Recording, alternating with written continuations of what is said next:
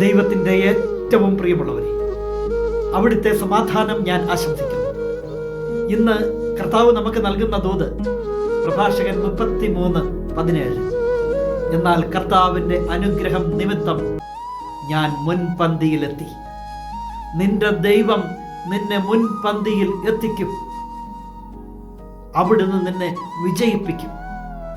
കഴിവ് കുറഞ്ഞവരായിരിക്കും നമ്മൾ, അറിവ് കുറഞ്ഞവരായിരിക്കും നമ്മൾ, മറ്റു പലർക്കുമുള്ള സാഹചര്യങ്ങളോ സാധ്യതകളോ ഒന്നും ഇല്ലാത്തവരായിരിക്കാം നമ്മൾ.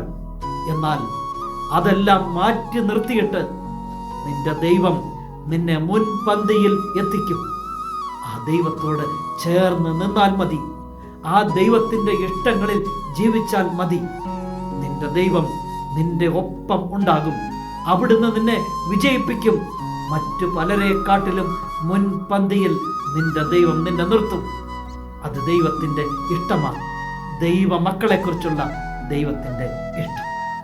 കരുണാമയനായ ദൈവം നമ്മെ എല്ലാവരെയും സമൃദ്ധിയായി അനുഗ്രഹിക്കണം.